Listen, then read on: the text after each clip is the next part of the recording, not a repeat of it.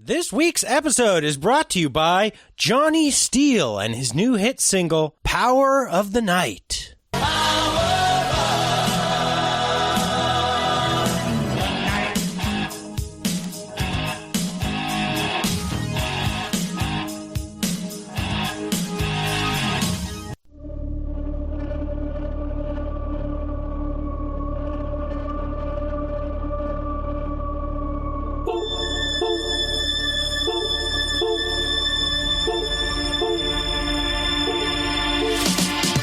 Is this a metal thing? Yes.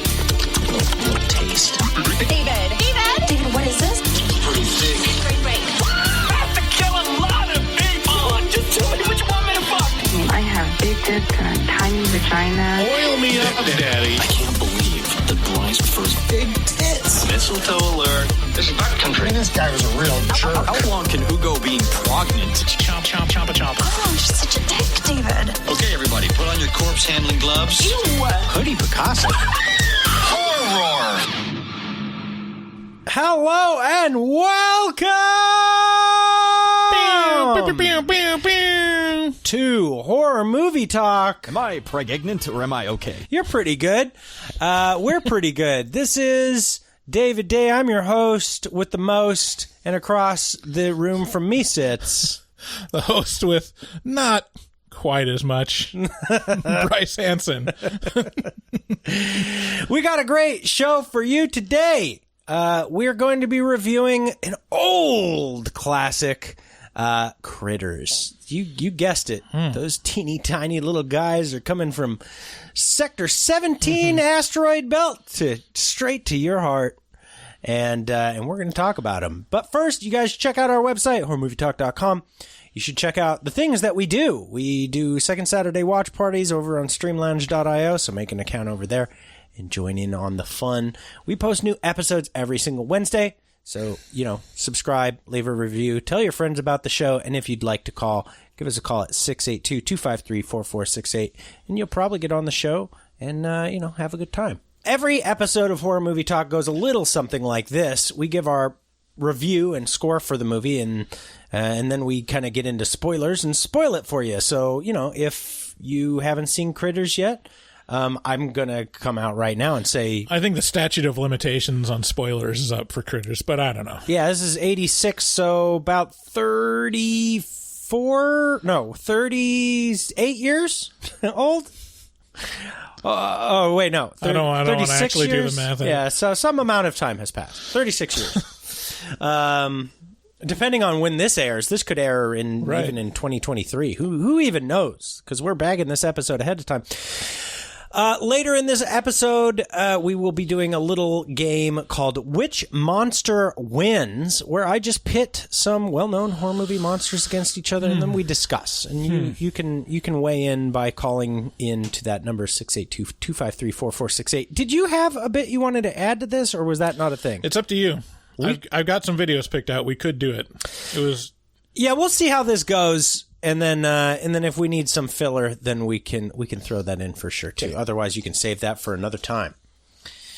So as I said, we watched Critters from 1986, and we're taking on a nostalgia trip, the likes of which only an 80s horror movie kid. Oh wait. The likes of which only an 80s horror movie can deliver. So now you know only 80s kids understand. Now you know what to expect from Horror Movie Talk. Just let down on your zingers. Here is the trailer.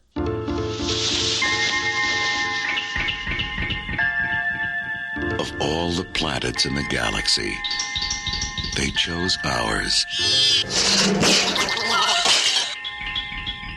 They hide in small places. This phone is dead.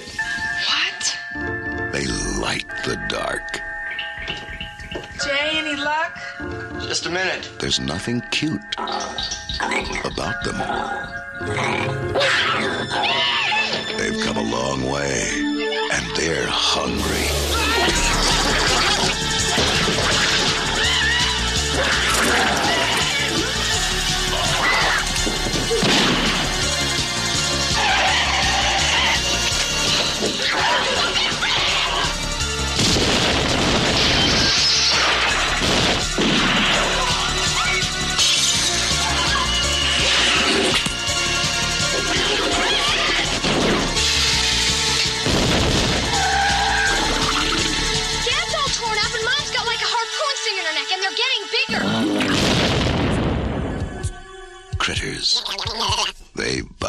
Yeah. Zip, zip, blah, blah, blah, blah, blah, blah.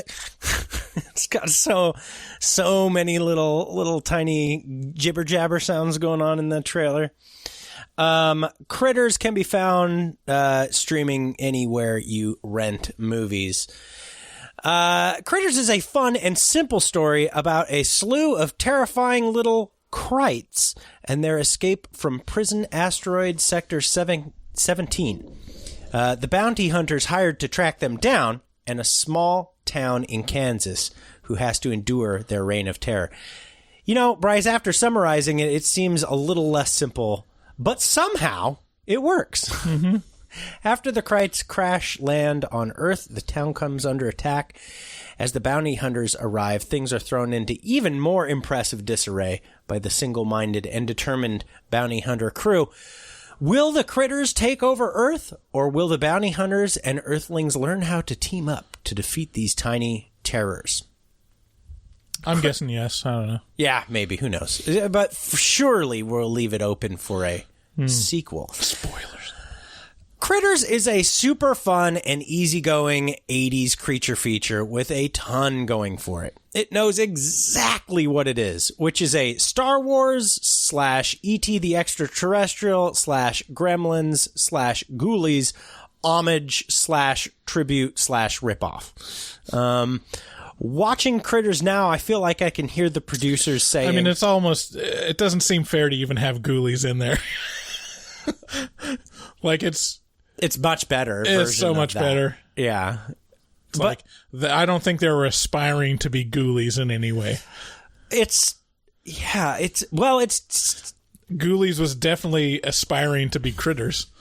No, because Ghoulies was 2 years prior. But still. But yes, yeah, but no, your point does stand. Watching Critters now, I feel like I can hear the producers saying, people want new stuff that references old stuff in a way that makes them remember the old stuff, but this new stuff has to be its own fun thing. And that's exactly what Critters is.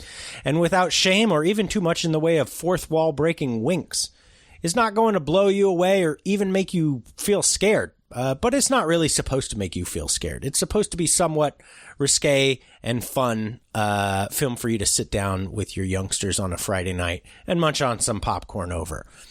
This is a PG-13 film, and in the eyes of a 10-year-old, it definitely earns it. It's got some decent violence and lots of frightening explosions. The critters themselves are some of the most unique and well-thought-out horror movie monsters that I can think of. Here's a list of notable traits among the Krites. They're highly mobile when rolling in a ball. They have built-in range with poison Krite quills. They're always hungry and can eat anything. They can grow to... Champa. Well done. They can grow to massive proportions, and they can seemingly reproduce limitlessly. It's hard to hate this movie because it has so much going for it in the way of nostalgia. It uses tons of practical effects and puppetry and has a tangent storyline involving bounty hunters that is fun in a way that I can't quite put my finger on. How did you like Critters, and was this your first time with it? It's my first time watching it. I know that the Red Letter Media guys did a whole episode on it, like a review oh, yeah? episode on it, and I was really intrigued because they basically said it's way better than it has any no right to be this right good. To be, yeah. No right.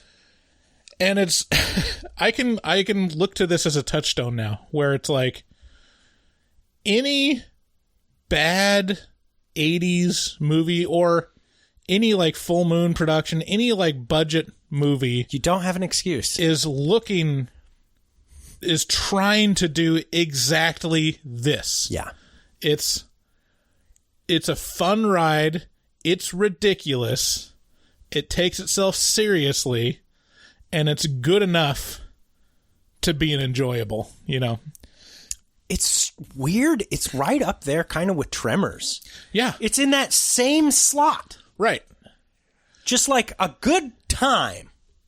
But this is like, yeah, it's like the same kind of world as Tremors, except it adds on the wacky factor. Yeah. That only exists in like 80s movies. It's like this and like Chopping Mall are kind of related to where it's like, it's definitely a bad movie. Yeah. This is a dumb movie and has a lot of laughable ideas in it. But it executes well enough to where you're like, this is still a movie, though. Yeah. Like, it still succeeds in being a storytelling device that has a beginning, middle, and end. Right. And has a point. Yeah, like Short Circuit. Yeah. Yeah. And so it works. And now I think every, like, B movie that I see, like, every movie that they review on Best of the Worst on Red Letter Media is trying to be this movie. Yeah. It's like they wish they had actors good enough to pull off these terrible lines. They wish, like, they had the production value and direction to pull off the limitations of what they're trying to do in a believable manner. But they don't. I can't think of a better example than this one. I can't think of another, like, B movie sci-fi horror that's anywhere close to as good as this one. Yeah, no, it's definitely, I mean, well, yeah, Tremors is kind of that. Right. It's, it's a rare thing. Yeah. It's because it does manage to pull it off. It's like, oh, they did it. Yeah. The crazy bastards did it. And you do have a fun time with it. Right. And it's not terrible. It's not good. It's not bad, though. Right. And you could watch it again and again and again and again. Yeah. It's not laughable because they are doing bad. It's laughable because a lot of it's just stupid ideas. Right. But they do it enough service to be like, okay, they put some thought into this about how they could make this bad idea work. You know? Yeah. I'm looking up the budget. The budget on this was $3 million, which is nothing. That's $0. And it made $13 million in the box office. Yeah. So it did not do poorly. And in terms of these, low budget, but still studio horror movies. That's one of the most impressive things with budget movies is like seeing how they figure out how to work within the constraints in like creative ways, where it's like, yeah, we made a monster where we can just roll a ball of fur across the floor and create terror. Yeah. What do people want? They want Gremlins from 1984, 2 years ago. Well, how'd they do that? Oh, they made, it's actually kind of crazy. Like each one, they made 12 puppets and each one they made multiple versions of each puppet and each one of those iterations cost $30,000. And boy, well, we can't do that. What can we do? Well, I have this felting needle. I have this foam ball. Yeah. And we can shave our pubes. So I have tape. It's like, let's do it. It's just moxie and ball hair. Yeah. Yeah, it's a good time. Yeah, we've reviewed Gremlins. We've reviewed Gremlins 2. We've reviewed Ghoulies in a not aired episode that's available only on our Patreon. And we've reviewed Child's Play, too. And Child's Play and so many others. Puppet Master, that all are in this realm. And I would say this is a notch below Gremlins. Yeah. This is the best one. As far as all the scurrying movies. Yeah. Where it's a featured like the Evil Dead scurry cam. Yeah. I'd probably go Gremlins, Child's Play, Critters. Oh, ooh. Yeah, but I don't know. I don't know if I put Child's Play in there necessarily because it is so fucking dark and disturbing and not fun and rompy at all. But they're scurrying. Yeah, they're scurrying. Yeah. But yeah, no, I'd put this right next to Child's Play in terms of just enjoyment. Yeah, enjoyment. And I rate it this gets a 7 from me. What do you think? Yeah, I agree. 7 out of 10. Not like it's not the best movie in the world. No. But it is, as far as a bad movie, this is worth seeing. I can easily recommend people see this. I'm so glad you liked it. I'm so glad. Oh yeah. I mean, how can you hate this movie?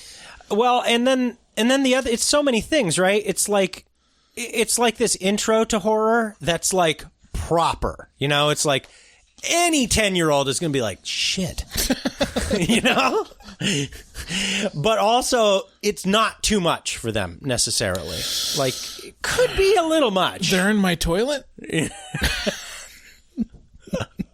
Yeah, Bryce has a history with ghoulies that's unhealthy, to say the least. It's got a lot of clenched butt cheeks. So yeah, 7 out of 10. And that's from us as a whole.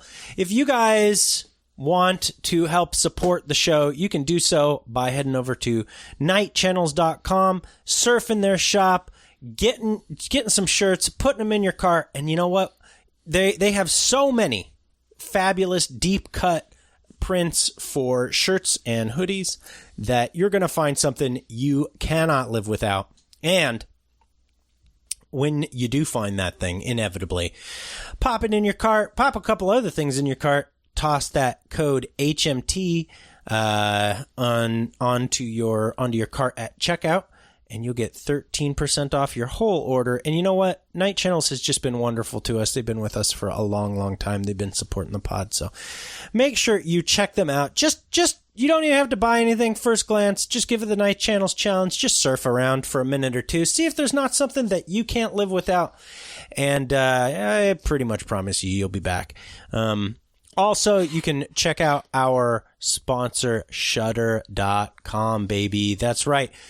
All the best streaming horror movies and shows over at Shudder.com. And again, that code HMT at checkout gets you 30 free days of a Shudder trial where you just get to sample Joe Bob Briggs and Texas Chainsaw Massacre, Halloween, who knows what else. There's a bunch of originals and exclusives over there at Shudder. And when you use that code HMT, that gets you that 30-day free trial instead of the stupid fucking 7-day free trial. If you'd also like to support our show, you can do so by becoming a patron on patreon.com/horrormovietalk. Yeah, we've added a lot of commercials to the show, and if you want to skip them, become a patron, and you can get early access to episodes as well as ad-free versions at a certain tier. It's been super popular. So many people have been signing up. Yeah. It's almost like they don't like the commercials. Yeah. That can't be it, though. It's got to be some other explanation. No, they love us. Yeah. So check us out over there on patreon.com. And, you know, if you want to buy a shirt, you can do so at horrormovietalk.com/shop. It gets you access to a bunch of stickers, a bunch of shirts, a bunch of bullshit that you can buy. And all that money just goes straight into Bryce's penis enhancement surgery. I wish. And, well, you know, it's a long save. It's a long save for a long dick. That's what they say. Mm-hmm. You know? I mean... What if somebody wanted a penis enhancement surgery but just wanted length and not any girth? And so they just got a really long, skinny dick? I would be happy with that. You're saying you wouldn't be happy with it? Like a Bic pen? Oh, like a Bic pen? Yeah. Okay, maybe not. Not necessarily That's like a Bic pen, but, you know, like my thumb, but really long. Your thumb would be all right. My thumb would be okay. I mean, and even that's pretty upsetting. Like, right. If you saw like an 8-inch dick of that girth, you'd be like, oh, that looks like it's going to hurt. It's not going to be filling in the right way. Right. These commercials have taken and that's why we're now to Dustin. Dustin Goebel, talking about dicks, the man with the Teflon dick, for all that friction that he gets for fucking so hard. It's made out of Teflon, and if you'd like him to create artwork with it, he'll do it. You just hire him to do a commission. You tell him, I need some octopus hentai done, and he'll draw it for you. He'll draw people in all sorts of weird poses. Yeah. Send him a picture of your worst enemy's mom, and just let them go to town. Yeah. You know, bunch of real skinny dicks up in her.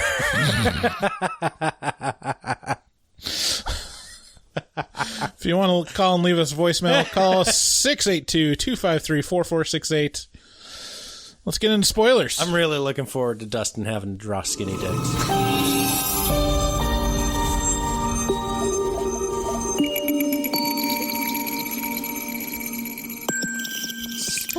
I mean, we should just pay for that. We should just commission them. Like, hey man, how much for who would be the subject? Who's our? We could get. Who's our nemesis? We could get one of the bigger horror podcasts. Ooh, and then just have a commission. Have them commission like somebody who's bigger than us, and commission them to draw a real unflattering picture of them. You know. Yeah. Yeah. What should we do? I don't know. It's got to have just tentacled skinny dicks. Just an octopus with 1,000 skinny dick arms. I feel like that's not nearly depraved enough. The action. I mean, that's part of it. He just draws them as a pedophile. So they're like at their window and they're looking out their window at kids and like rubbing their heads together. I'm disassociating at this point. I think we have to move on to critters. That's how you know I'm on the right track. Okay. Our competitors are pedophiles. Speaking of which, critters. So it starts the movie, dude. I love how this whole movie is like it's like a montage. It's like a what do you call it when you put a bunch of stuff to a collage? Mm-hmm. It's like a collage of a bunch of different concepts, all just kind of pasted together. Mm-hmm. So it starts in space at Prison Asteroid Sector 17, where there's supposedly a prison for intergalactic bad boys. Yeah. And they're transporting the critters to this. I mean, every sector has a prison. So. Right. Yeah, why would you need to differentiate? Just be like, the prison on the asteroid. What? Oh, they stay in one place? Like Sector 17 has got to be moving, right? Anyway. Don't overthink it. Yeah, this is straight out of like some 80s straight-to-video sci-fi adventures trying to rip off like Star Wars, Battlestar Galactica, stuff. And I love how corny it is. Oh, it's so corny. And it's like, but it's well executed still. Like the costumes are like, oh, that's. And you realize like when you commit to it, sometimes it's okay to just be bad. Yeah. Like the line, they're like, oh no, they escaped. Let's get the bounty hunters. And then they're telling the bounty hunters their job. And like, and then you'll be able to use your shape-shifting features to camouflage because you can do that. Yeah. And they're like, Oh, right. Yeah. What if the bounty hunters were like, I am so glad you told us this time. Yeah. Last time, forgot all about our innate ability to shift form. We just walked around with giant green heads. I forgot about my long, skinny dick that I used to fuck things with.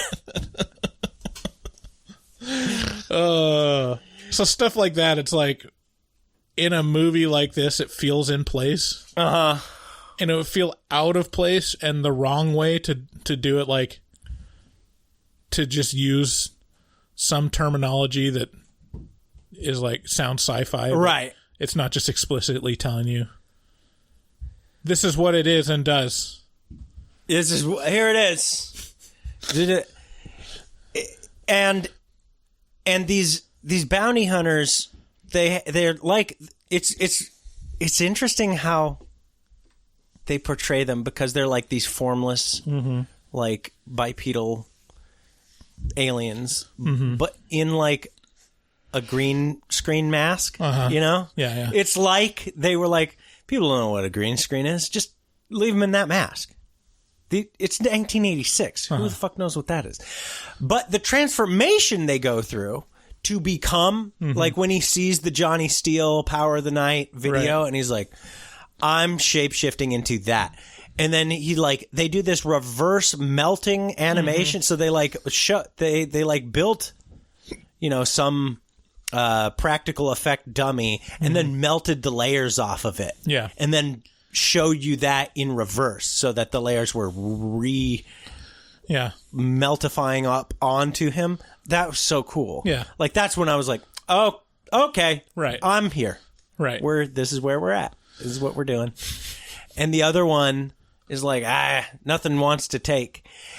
It's like they give him a tick. Like you were talking about in the hatching afterpod about the Northman, where they give him a tick and it makes him a person suddenly. That's all he needed. He didn't need anything else other than to know his shape-shifting doesn't work right. And then he's like, oh, it works a lot better now. They're not just...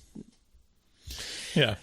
It's so cool that but the bounty hunters do so much more than just kind of add this tertiary storyline. What's so funny is you could just take him out of it and it wouldn't matter at all. No, that's exactly what I'm saying. That's so this is the best part about the movie almost, is like that they go to this extra added trouble to be, because the movie could very easily just be... I mean, it must be like a fifth of the budget. Oh, yeah. Just to create all those spaceships and like the costumes and like the special effects just for those bounty hunters. It's like they gave a shit. Yeah. It's like that's the extra fifth that they had to do to give a shit. Right. Because the movie could have easily been just critters show up on Earth, terrorize a town, then we kill it with fire or something like that, But it's not that. And this added little storyline, this bounty hunter thing, this really works for me. Oh, whoops. Oh, geez. I let one slip. Oh, no. We're going to get so much hate for that. Remind you what this show used to be. Just a bunch of big, dirty raccoons, David. So there is a bunch of familiar faces in this movie. Did you notice that this is the mom from E.T.? No, I didn't notice. This is Dee Wallace. Okay. And then did you notice who the little boy was, her son, Brad? No. Really? He's the most noticeable one. He's the one I go, oh, that's that guy. I think he's from Band of Brothers. Scott Grimes. Oh, yeah. Yeah. That guy. Yeah. Yeah. He's the one I can't remember which one he was in Band of Brothers, but he was like the ginger kid. Yeah. Yeah, exactly. And then you got Billy Zane, who you probably... Did you notice Billy Zane? Don't do this, Derek. Listen to your friend Billy Zane. Listen to your friend Billy Zane. You got Billy Zane in here as the boyfriend of the girl. April, Nadine Vandervelde. And then you got M. Emmett Walsh. That was the most recognizable one to me. For sure. It's like, oh, the 80s sheriff. Right. In every movie. From every 80s movie. Right. Yeah. And he was the 80s sheriff in this movie. And then you got Lynn Shay. Yeah. Who has been old since 1986 when she got her start in Critters. Right. Probably way before that. But she was most recently, I should say, she was in The Grudge 2020. She's been in all the Insidiouses or something like that, I think, probably. I think they call them Insidious-I. Insidious-I. So tons of just memorable people who you will kind of like recognize from this and that. And then I had this note, the sister played by Vandervelde, who I'm in love with because she's probably very angry and distant, not accessible. She doesn't care whether you're there or not. And so instantly I'm like, yes. Yeah. Oh. Ooh, it lights something up inside me. Yeah, so let's see here. So then we kind of get introduced to, once we establish that critters have escaped, they're crash landing in Kansas on Earth. There's bounty hunters after them. Then we get introduced to the quaint small town, right? And you got your town drunk, who also really likes to hang out with little Brad for some reason. Just jives with him, There's always got to be that guy in the 80s movies. I mean, he's. It sounds bad, but he's harmless because he's neurodivergent. Because he's drunk all the time. He's neurodivergent. Is he? I thought that's what they were going for. It did seem that way. Yeah. Do you know the second Critters movie is almost as wonderful as this one? Really? Isn't that the weirdest thing ever? I mean, it's not that weird. It feels like this is a little bit of a, like, lightning doesn't strike twice kind of thing to me. I don't know. They open it up to go a lot of different ways, Did they get the original cast back for Critters 2? They got a lot of the cast back, yeah. I believe. It'd be great if it started out and the kid's mother died from an infection from her critter wound. And then Champa. Critters 3 is actually very notable because that's where Leonardo DiCaprio got his start. Oh, yeah? That's his first full feature-length, first feature-length film. Nice. Yeah, they got Scott Grimes back for the second one, so Brad, the kid. And then they also got, the drunk back as well. And they got Lin Shaye back. Mm-hmm. So, yeah, a lot of the... Well, there you go. A lot of the notable cast. Anywho, at this point, it just... I don't know. Where do we go from here? It's just kind of like critters start doing crittery shit. Yeah. You just walk around and... Champa. End of movie. It's very simple. It is very, very simple. It's not... Yeah, there's nothing of import that happens in terms of, twists and turns. It's the bounty hunters are looking for them. There's a lot of, Terminator-esque scenes with them. And there's a lot of random killings with the critters before they make it to the family's house. And then it's just kind of a home invasion thing, and they're just rolling around and going... Champa. Until they shoot him. And there's a couple, fantastic moments, one of which is a laugh out loud. I'm wondering if you laughed at this moment, too. When... the family is running away from the critters, and finally the dad grabs a shotgun, and there's two critters running after him as they go towards the home's door, and in subtitles, the only time you hear the critters speak to each other in subtitles, they got a weapon now, and then the other critter says disregard that or something. It's who cares? And then immediately the one gets shot in the fucking face and explodes, and the other critter in subtitles just goes, fuck! And the timing is perfect on it. It's this director knows what he's doing. This is why we need a camera. I've never seen you make that face. Oh, that tastes so good. Oh, man. Yeah, it's a fun time. And there's some moments like that, and there's some stuff in this movie that's just so perfectly creative. They didn't have to take so much time making these little guys interesting. I mean, look at Ghoulies. They didn't. They did not take the time to make them interesting. Okay, let's gloop a bunch of latex together. Gloop it up. Get the gloop in here. Cut the eye and mouth hole out. That's all we need.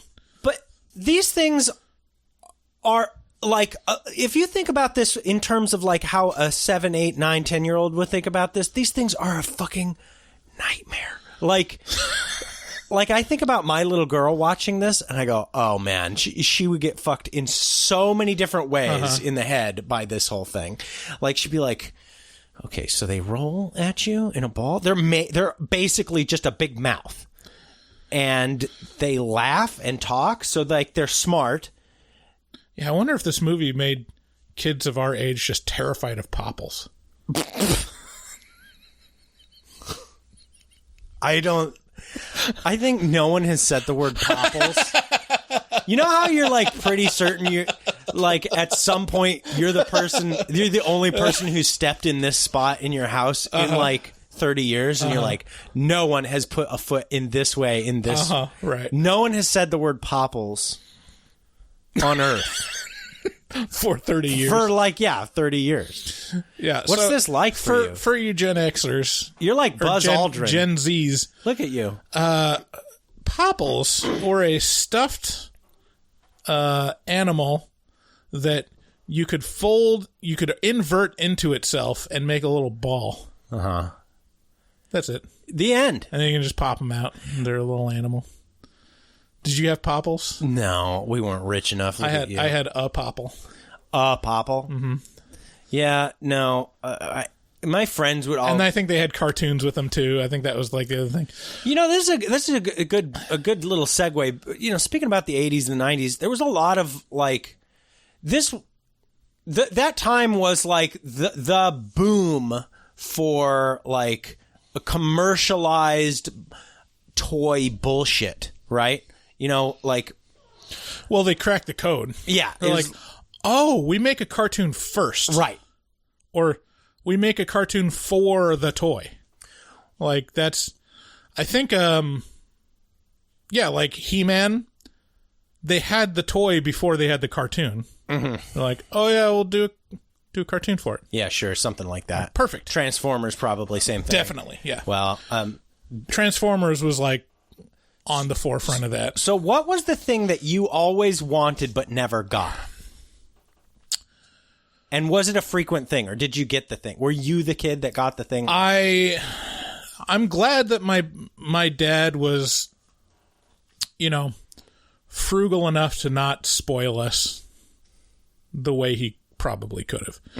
Our next door neighbor was that kid. That I didn't do much with him. He was younger. He was probably like 3 or 4 years younger than me.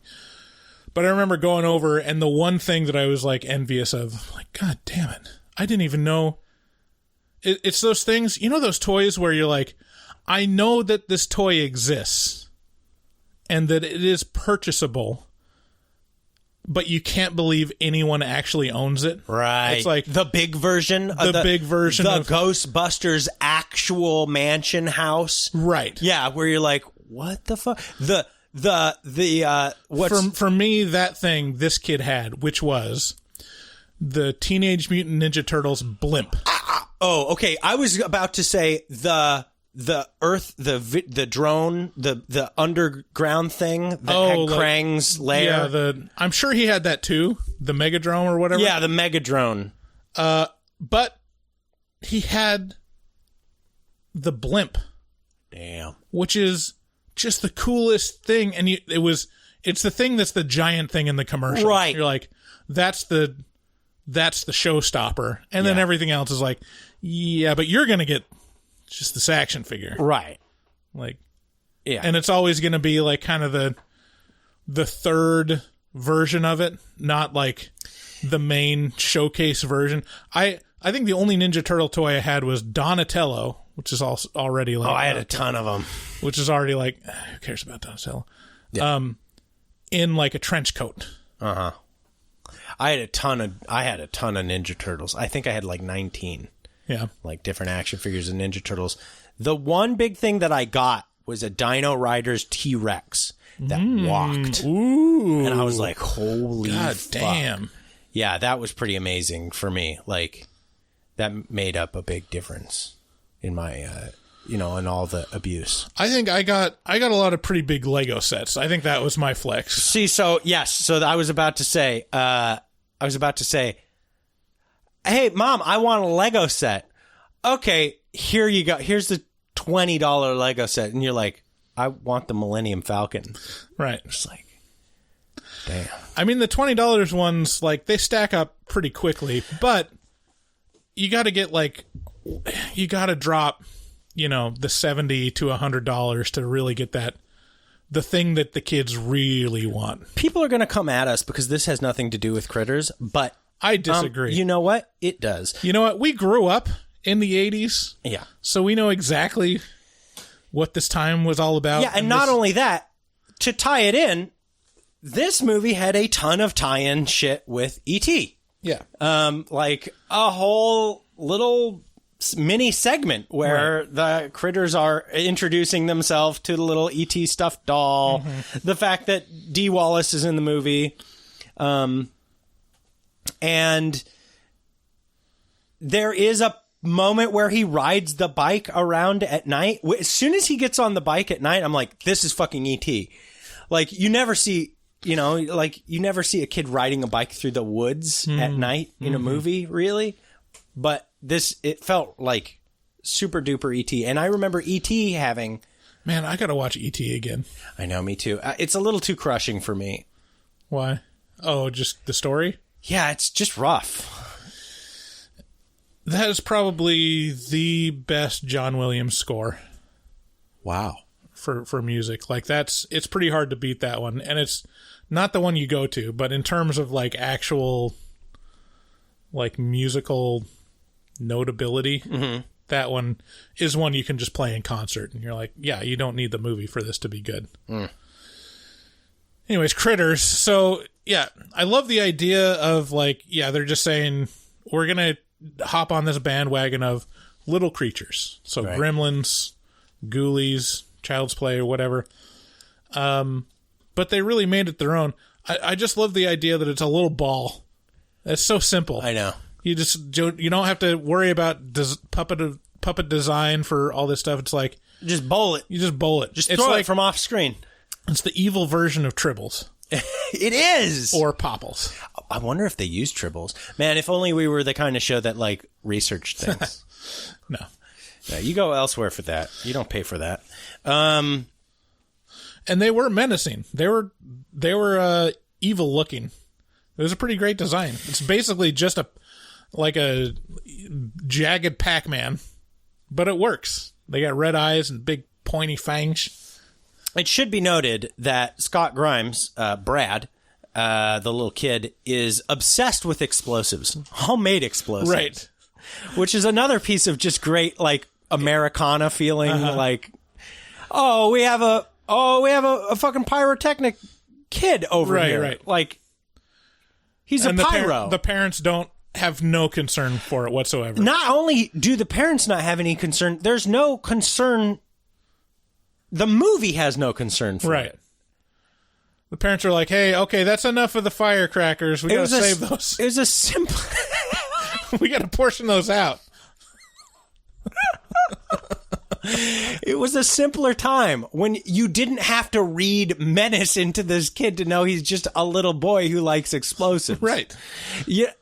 I get the bomb squad called on me 6 times a week because I'm fucking around with nitroglycerin in my backyard.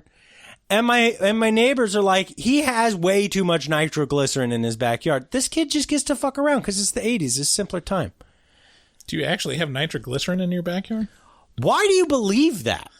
And now I'm concerned because it's apparently very believable. It's possible to make homemade nitroglycerin. Is it?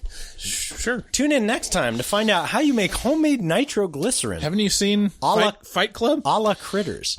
Oh, you just have to kill a person? Yeah, you just gotta render fat. Get the glycerin off of it, and then you add nitro. And then you add nitro? Well, between the two of us, we have the first ingredient down pat. And I don't need any of this. No, I don't either. I mean, I don't think it has to be human fat. Could just be. I like what you're doing with Meg upstairs. She's a little bit of a chonker. Chonky dog. Just kidding. The dog doesn't die in this one. So yeah, Billy Zane gets it. He gets attacked. I love that they also shoot little poison darts out of their back. Mm-hmm. It makes them just extra menacing for a 10-year-old. And then, the kind of when it starts getting into a crescendo, you learn that they also grow to incredible size, which is pretty cool too, and is much more a feature in number 2. Yeah, so in the end, Brad ends up kind of saving the day with his homemade American explosives. You know, thank you, Brad. Right. Like, he was the hero for doing that. But before that, this is the tacked on ending where it's like, okay, this is ridiculous. Yeah. This was completely unwarranted and unneeded. The critters blow up the family's house. Right. Just as they're flying away, they're like, fuck this, fuck your house in particular.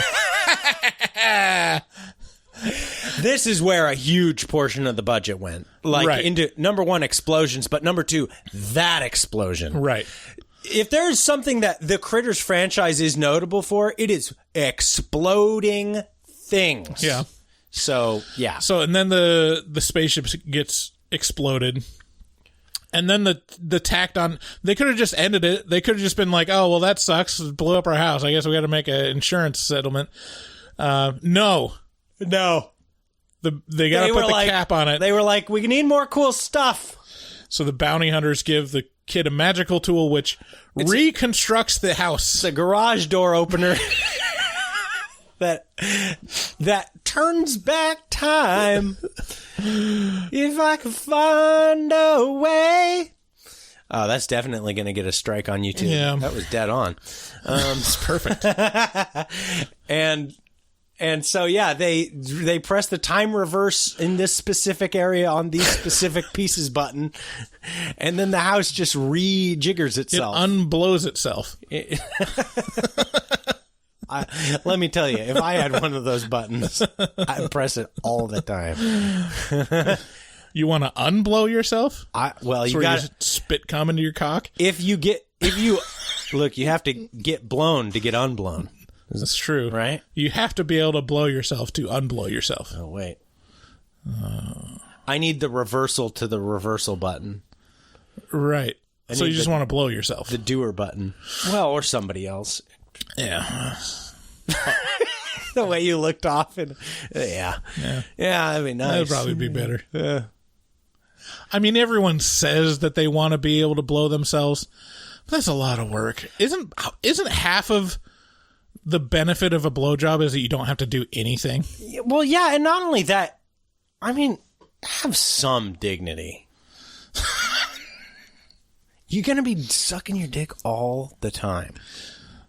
I don't know. And that is a question. If you could suck your dick, would it get old? Danger Ops, transient sex. Will it hurt baby top of his head? Girlfriend ain't had periods since she got pre-gat.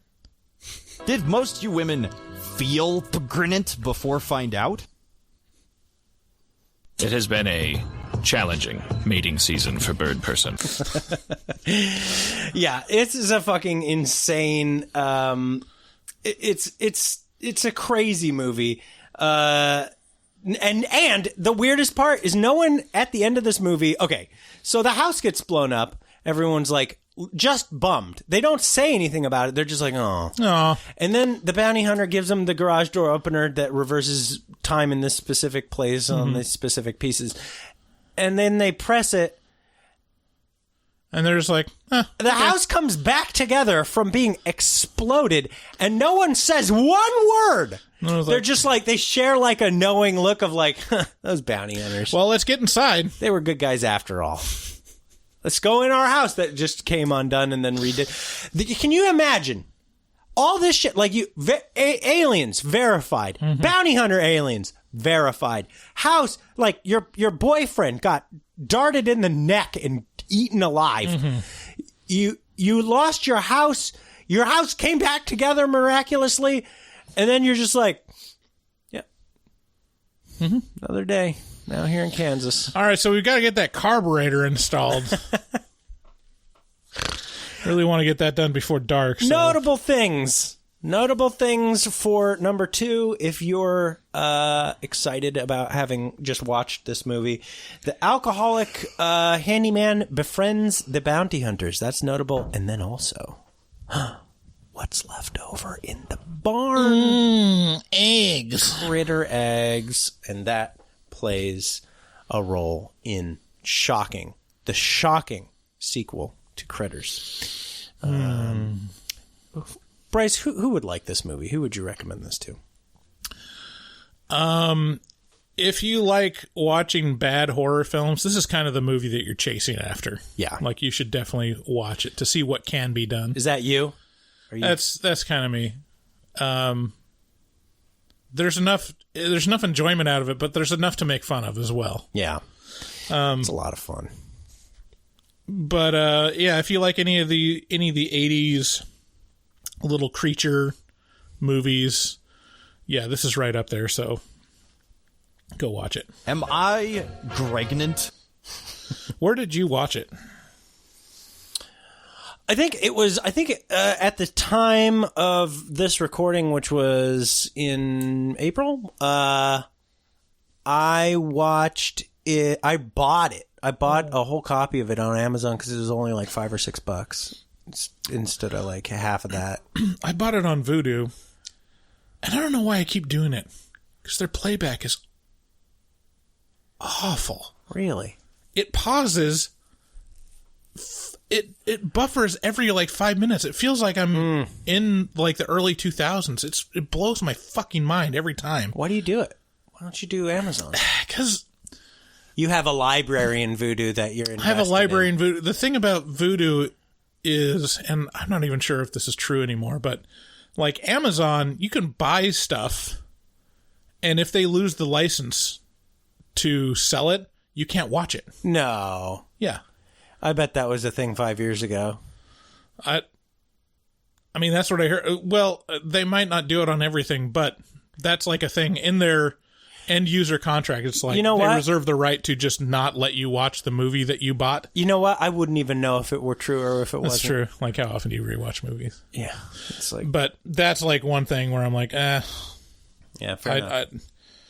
I think Vudu, it's like the thing is you do actually own it.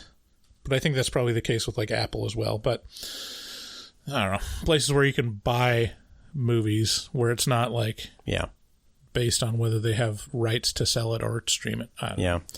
But yeah, it's awful. I don't recommend for watching. And it's always the older movies. I don't think I have a problem with like the new movies. And it might be just on my computer because like older movies, it's just awful. It probably has to do with their servers on older films that aren't queued so frequently, getting lower priority servers, like shittier tier servers, because the new stuff everybody wants to watch, so they put it on their sweet shit. Yeah. And with that, let's get into our game for the episode. Which monster wins? I have some sort of questionable lead intro. Let's see if this works for which monster wins. My husband's been away on business for a while. And I've been playing with a guy from work. His name is Victor. And Victor has a little fetish. He loves it when I'm subservient and when I call him master. So I am practicing to be his naughty little sex slave. And I have to ask him permission to do just about everything. Why, David? He really loves to tease me and get me wet. I thought this was a different clip. Maybe this is the one. Suck my dirty shithole. Okay. Are we just finding excuses to play porn at this point? Yeah, really. I just really want to do our idea and for a new podcast, and I'm just letting you know in the most subtle way I can. Oh, okay. Which monster wins? Little game. I'm just going to pit some monsters, and that'll just create a talking point for us to determine which one wins. So, Okay, we're going to create a tiered system here, and I'm going to alter this right now. So we're going to go Critters versus Ghoulies. Which one wins? By the way, the first Ghoulies movie, hot piece of shit. Hot piece of shit. Fun, but shitty. Second Ghoulies movie, much better. Almost Critters. Not quite, but pretty great. I think, okay, so here's the thing. Critters, we're talking about like the actual Critters in the movie Critters versus Ghoulies in the movie Ghoulies. Yeah. Okay, I'd say Ghoulies are like basically kind of like demons that have been summoned from hell. So I'm going to say ghoulies because they're magical. They're used by a sorcerer who can wield them. I like the way you're going. I was surprised. Critters, there's only 8 of them. And but they can reproduce limitlessly, seemingly. No, they don't. Yeah, they do. I mean, they have 3 eggs at the end. There was a ton of critters in this movie. An absolute assload of critters. There weren't there's just only 8. There weren't just 8. There were. Agree to disagree. Why? I don't know. Why? I don't know. I just want to. You're just really horny right now. No, just unbuttoning and unzipping my pants. Jesus, just thinking about sucking your own dick. It's gotten you so ready to. Yeah, and I think just the fact. I mean, magic kind of always trumps critters. Yeah, but if you're going off the actions of the ghoulies and ghoulies versus the actions of critters and critters, critters wins. If you're going off of their aggression and just being like an alpha predator. There's so many more ghoulies too. Even if they just did a full frontal attack, they would be overwhelmed. The critters would be overwhelmed.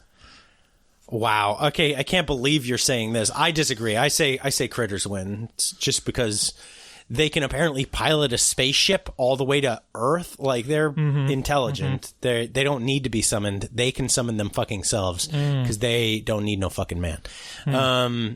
So I'm going to say critters. Now, let's take the winner of that one for you and pit it against Gremlins. So for you, Ghoulies versus Gremlins. Ghoulies versus Gremlins. I'm going to say Gremlins on that one.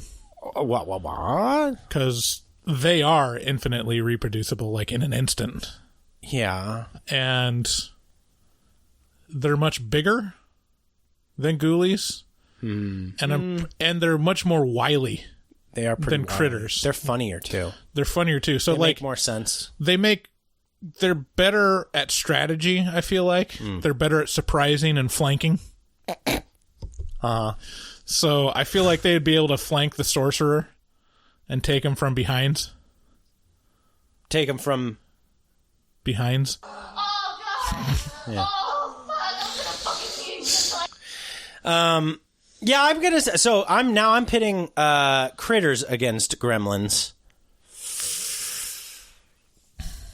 I feel like the critters have an inherent advantage in a lot of ways. Because Gremlins don't necessarily, they just cause mischief. They're not out to kill and eat. Critters are like an animal that just want to eat. And they have a ranged attack. And they're highly mobile. I feel like critters are just top of the food chain. Gizmo used that bow and arrow.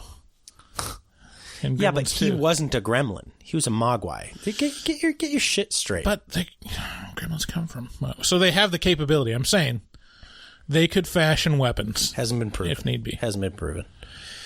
Okay, here's another one. Gremlins from Gremlins 2 versus Critters. Oh, yeah, that's a lot tougher. That's an easy win for Gremlins 2. Yeah, that's a tough... It's at least a draw. They've got a bat gremlin. A bat gremlin. They've got an all-electricity gremlin. They've got a girl gremlin that can whore. seduce them. Yeah, literally a whore. Seduce them. Okay. Oh, man. Yeah, she was... Yeah, that girl gremlin was... Suck my dirty shithole. Yeah, she's pretty... Don't do this, Derek. Listen to your friend Billy Zane. Listen to your friend Billy Zane. He's a cool dude. He's a cool dude. Okay, which monster wins, Bryce? Jaws versus the deep blue sea shark? See, the deep blue sea shark is supposed to be hyper intelligent. Hyper intelligent. But I feel like Jaws is pretty intelligent too. I mean, I think I don't know. He got beat by a swarthy old sea captain. Well, no, I guess he ate the swarthy sea captain. But he got beat by a police officer. But a lot of people get beat by police officers. Yeah. You know? But if it takes Samuel out, I feel like Deep Blue Sea, just because they sell it as super smart and faster, I feel like Deep Blue Sea Shark is faster. It felt like he was modified in a lot of ways. Yeah. Yeah, I agree with you. I'm sad that one was so easy to put to bed. Yeah, but Jaws is like kind of, I mean, he's got a whole line. Yeah. A heritage of Jawses. A heritage of Jawses. I think it was Jaws 4. Oh, dear. Where the Jaws that got exploded in Jaws 1 came back for revenge. What? Yeah, my friend was telling me about that in kindergarten.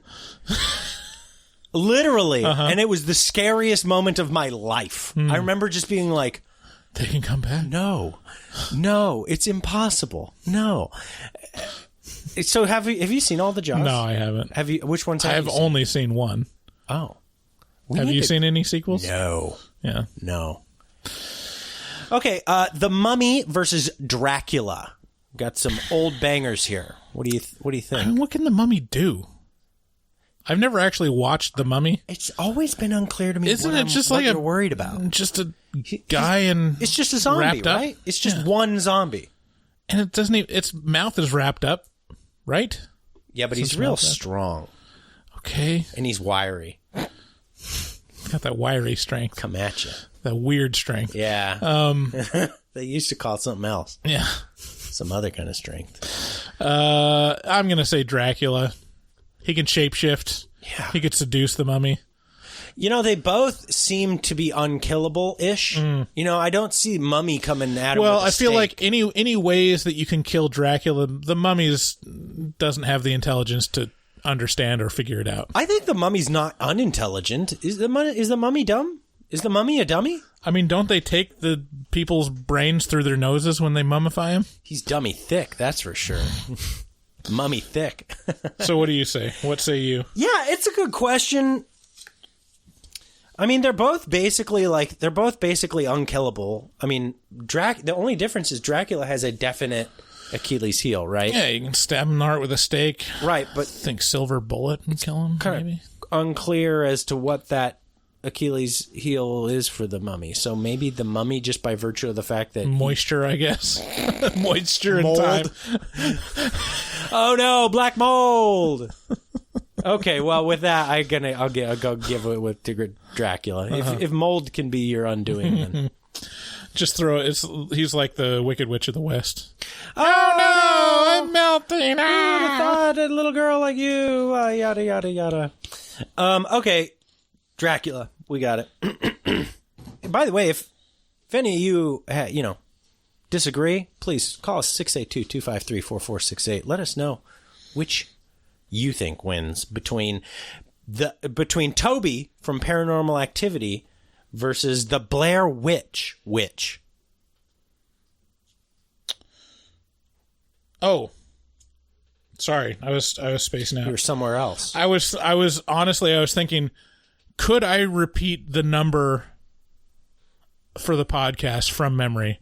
And I was like, what? I went into another place. What are you know that meme where it's like the equation, the lady with the equations around her head? It's like, what do you mean the number from the podcast? Yeah, the phone number. Oh. That you just said? Yeah, 682-253-4468. I'm so bad with numbers. I honestly, I would have started with 286. Wow. Yeah, you have some sort of weird. Yeah, it's very like dyslexia. I've watched you with it before, and it's literally like mixing up the right numbers into the wrong formation. It's crazy. Yeah, it is weird. I can't retain numbers in my head. Yeah, ever. You got that weird memory. So which do you think? Have you watched the Shane Gillis special yet? God damn it. I won't do anything you tell me to. There's another one. Every week there's like a bit in that special where it's timely for what we're reviewing. I'm like, oh, God damn it. Fuck you, I won't do what you tell me. Toby from Paranormal Activity. Okay, sorry. Or the witch from Blair Witch. Toby. I don't know. This is the one I'm most proud of pairing up against each other because I feel like they're the perfect counters to each other. You know? I guess Toby doesn't kill anyone. It takes a witch to... Oh, wait, yeah, it does. It takes, like, a coven of witches to, like, bring about Toby and control him and stuff, right? Yeah. So maybe... Does it, though? Well, yeah, kind of, yeah. Once you get into 3 and 4, yes. Yeah, it's like retconned. What? Well, I'll say Toby because he comes at you where you live. You know, you got to go to Blair Witch for it to be a problem. Like, so Blair Witch has to come live in Toby's house first. No. For this situation to exist. Toby's house. Oh, this is Toby's house. Kunta Kinte. I don't think that's a quote. Your name is Toby. Say it. No, I'm Kunta Kinte. Oh, okay. It's from Roots. I know it's from Roots, okay, but there's no point in Roots where it says, hey, this is Toby's house. Toby's house.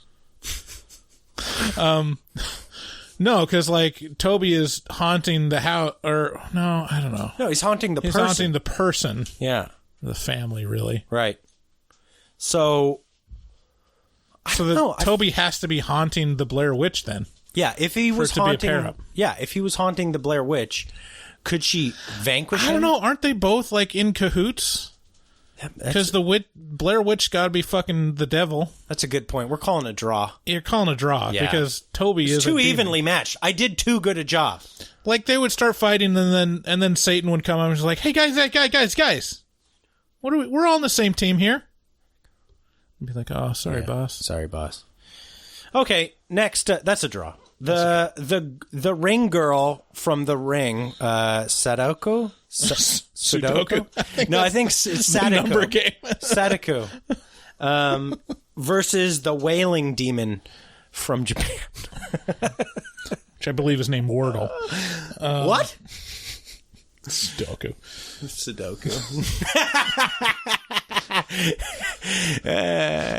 Can the wailing demon from Japan do Sudoku? I'm going to say yes. I don't know. I'm going to say, I got it. I got the way you think about this. You need a TV. Yeah, because the wailing demon has to watch. He had no VHS TV. Tape. He had no TV. So he ipso facto wins just by being based. You know? Mm-hmm. Just being like, not, I don't watch TV pilled. Yeah, he runs across the VHS and he's like, this isn't a photo of a victim, so who cares? And he throws it in the trash. Wow. I did such a good job doing these pairings. Yeah, this is good. This is good. This is good. Well, I think we saved that bit for another show. Okay. I think that's what we do. All right. Yeah. But you know what we don't save? Our unending thanks for our fans and the support that you give us. We appreciate you guys a whole lot. And you know, we enjoy putting on this free show every week for you guys and appreciate it when we hear from you. So please reach out to us. Let us know how you're doing. And that number is 286-452-2274. It's actually 682-253-4468. So close. Yeah.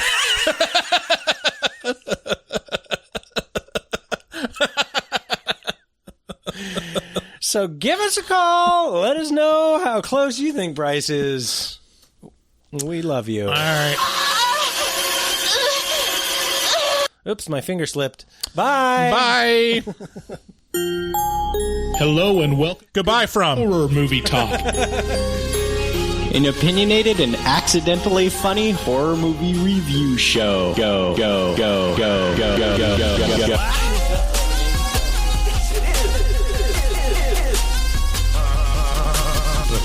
Took a stroll through the scraggly woods. He had no face! Horror! Sabrina, don't just stare at it, eat it. New theatrical releases always get priority. But we also review older horror movies, both good and horrible.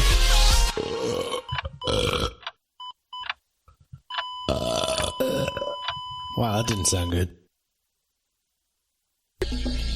Don't do this, Derek. Listen to your friend Billy Zane. He's He's a cool dude. He's trying to help you out. Oh, yeah. That's a walk-off challenge, my friend.